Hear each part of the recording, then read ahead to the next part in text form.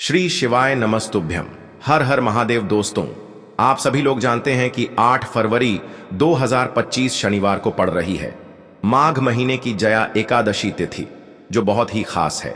और दोस्तों, ये वो एकादशी तिथि है जो कि माघ महीने में शनिवार को पड़ रही है, तो इस दिन का महत्व और भी अधिक बढ़ जाता है। और दोस्तों, इसी दिन किया जाने वाला पंडित जी द्वारा बताया गया एक लाल फूल और एक सफेद फूल वाला उपाय आप लोगों को जरूर करना चाहिए, क्योंकि दोस्तों ये एक ऐसा उपाय है जो कि हर दिन नहीं किया जाता। माघ महीने में जो एकादशी तिथि आती है उसी दिन किया जाता है। अगर आप लोगों ने इस उपाय को नहीं किया है या किसी कारणवश नहीं कर पाए हो, तो इस दिन इस उपाय से मत चूकना दोस्तों।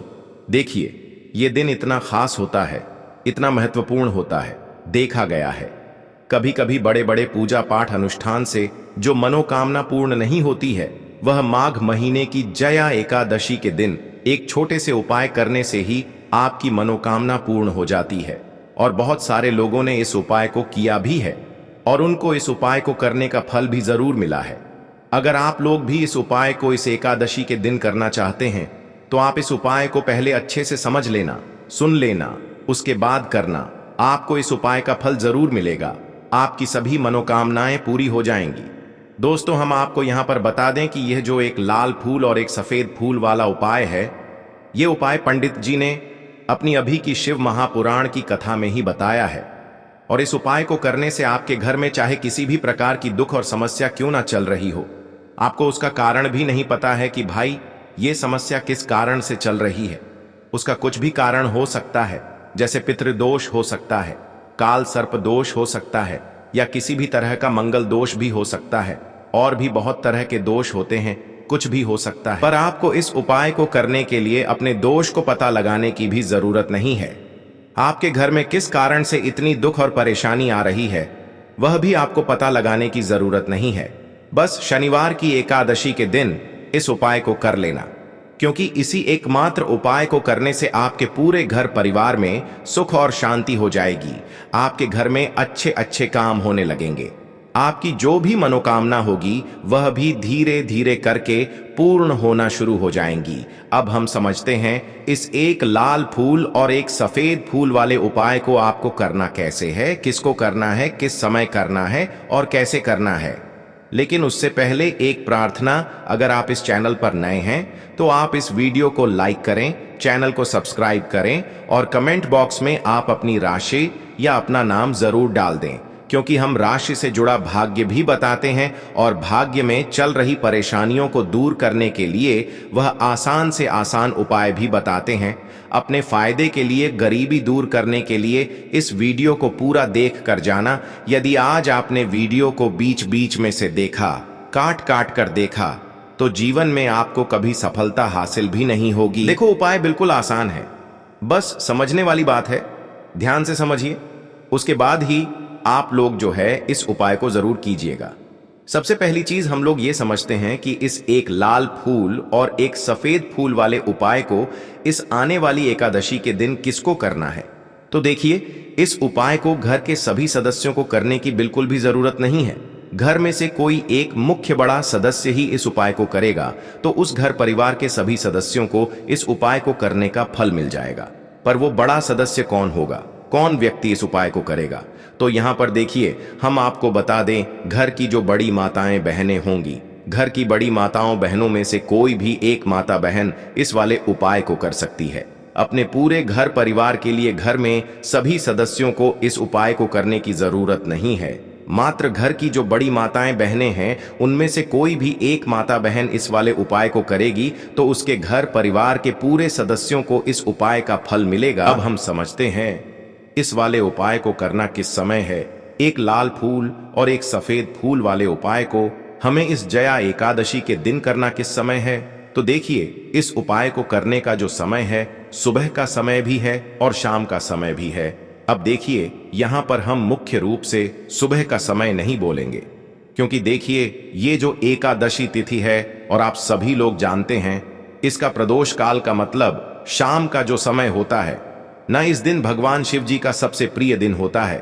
तो आप लोग इसे एक लाल फूल, एक सफेद फूल वाले उपाय को सुबह के समय भी कर सकते हो और शाम के समय प्रदोष काल में भी कर सकते हो।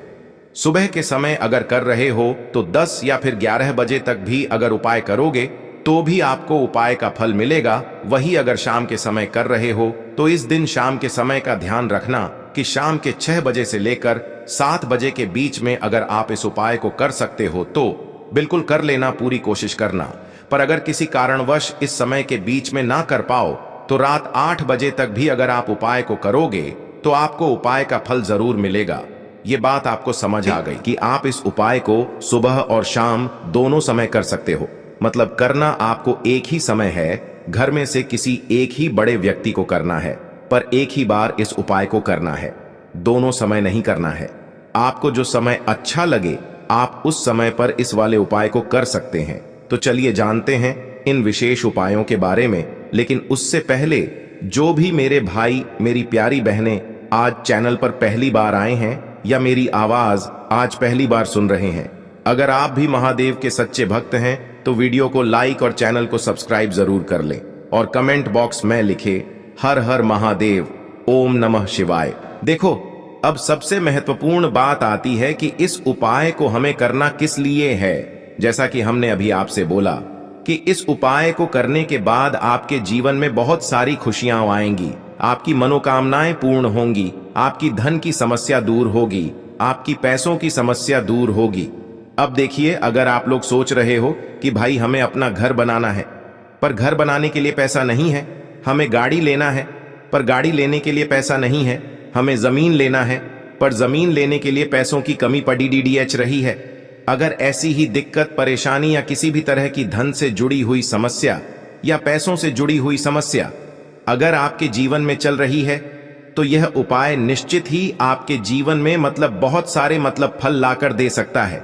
इसीलिए अगर आपके घर में बहुत ज्यादा दिक्कत, समस्या, परेशानी चल रही है, धन से जुड़ी हुई, पैसों से जुड़ी हुई, धन की बहुत ज्यादा कमी आ रही है, पैसों की बिल्कुल आवक नहीं हो रही है, तो भाई आप लोगों को इस वाले उपाय को जरूर करना चाहिए, घर में से किसी एक भी बड़े व्यक्ति को। अब इस उपाय में करना क्या है वो सबसे पहले हम लोग जान लेते हैं उपाय की सामग्री।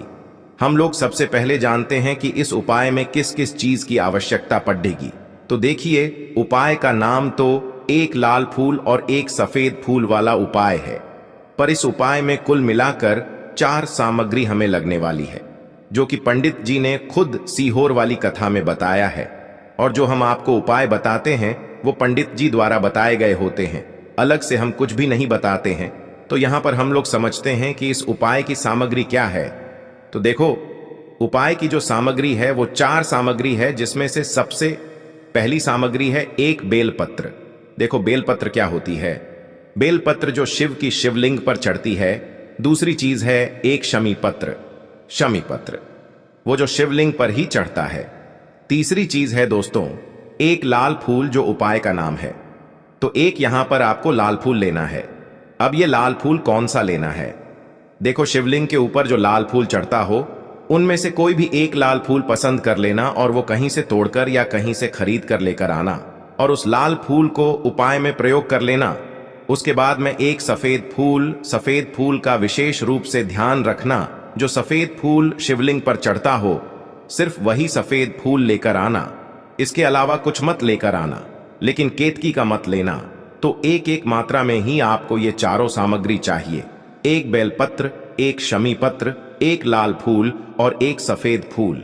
ये चारों सामग्री आप लोग तैयार करके रख ले।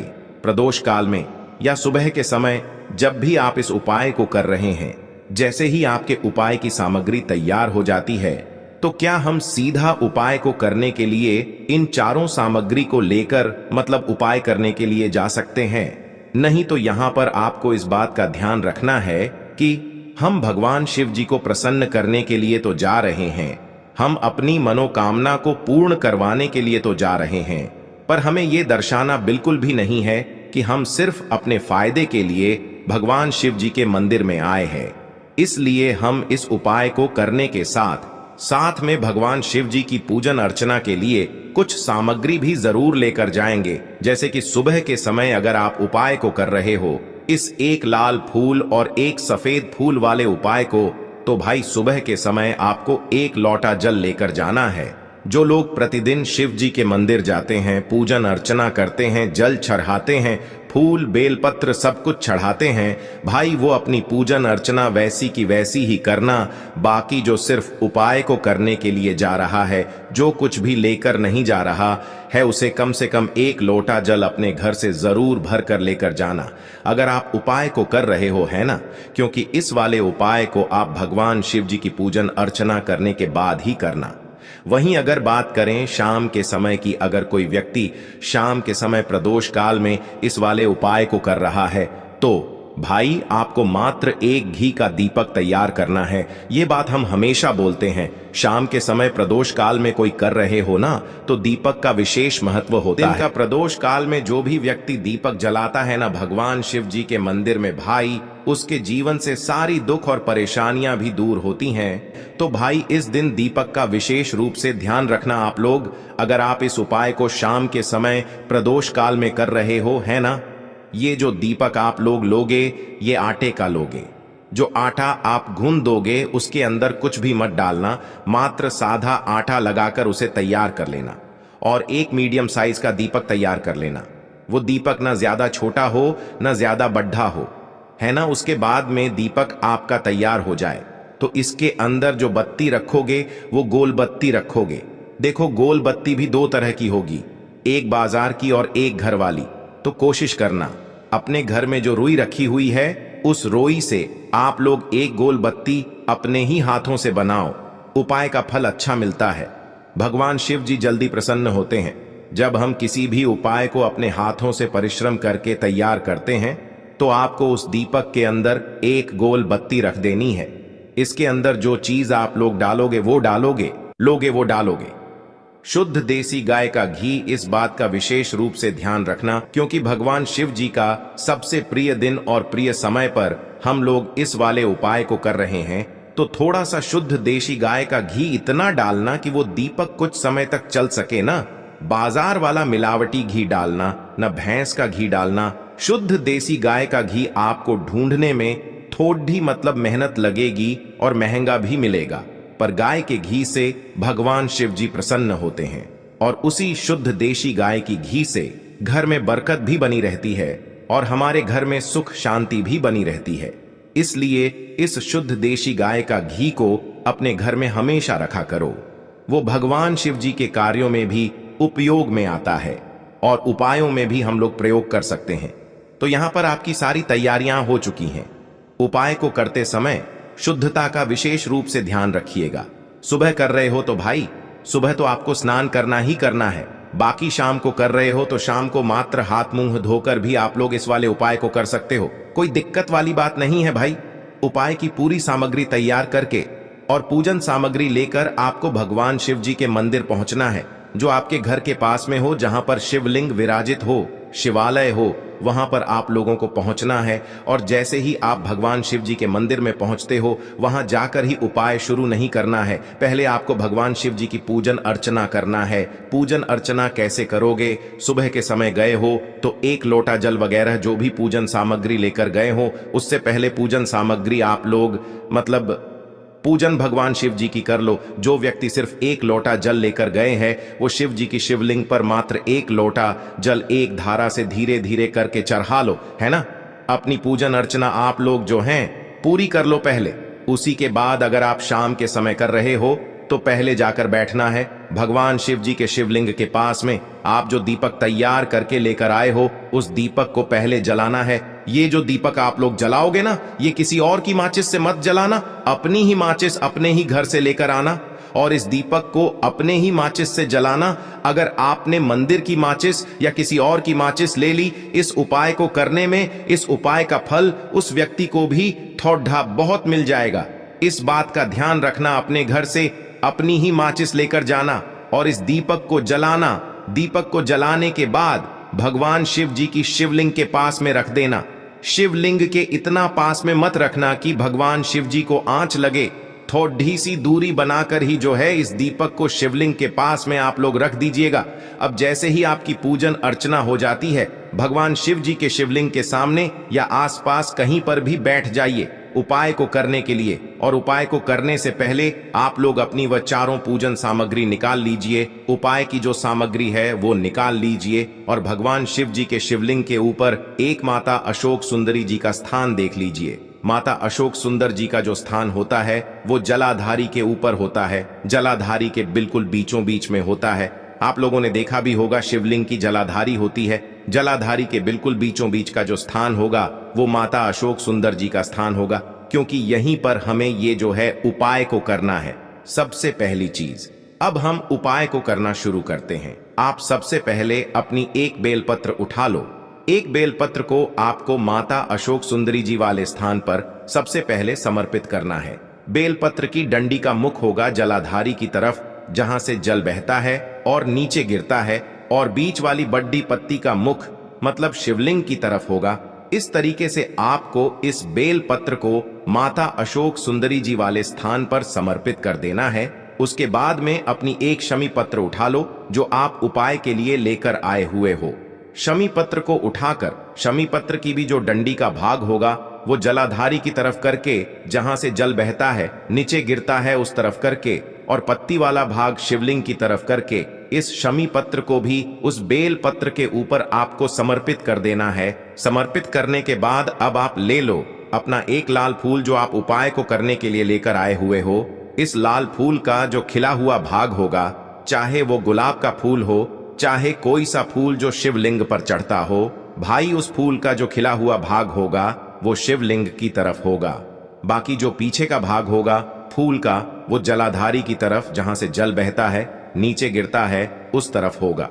और आखिरी में आपका जो एक सफेद फूल बचा हुआ है, इस सफेद फूल को भी आपको लेना है और सफेद फूल का जो खिला हुआ भाग होगा वो शिवलिंग की तरफ होगा, जहां पर शिवलिंग रखा हुआ है उस तरफ होगा, और डंडी का भाग जलाधारी के पीछे की तरफ हो जाएगा। मतलब जो जहां से जल बहता है और नीचे गिरता है। जब आप लोग एक बेलपत्र, एक शमी पत्र और एक लाल फूल, एक सफेद फूल चढ़ा रहे हो तो उस समय आप लोगों को कांता भगवान या कांता चक्र का नाम लेते हुए ही जो है इस उपाय को करना है, और भगवान शिव जी और नारायण जी का स्मरण करते हुए ही इस उपाय को आपको करना है। तो जब भी आप एक बेल पत्र, एक शमी पत्र, एक लाल फूल और एक कमी हो रही है, जो भी दुख और समस्या परेशानी चल रही हो, आपको अपनी वह दुख और परेशानी जो है भगवान शिव जी से उपाय को पूरा करने के बाद वहीं पर पास में बैठकर बोल देना है। हाथ जोड़ के आंखें बंद करके अपनी परेशानी और श्री शिवाय नमस्तुभ्यम का जाप करना है। दोस्तों, आज हमने इस वीडियो में कुछ उपाय बताए हैं जो आपको करने हैं। अगर आपको वीडियो अच्छी लगी हो तो वीडियो को 1 लाइक और चैनल को सब्सक्राइब जरूर करें। हर हर महादेव।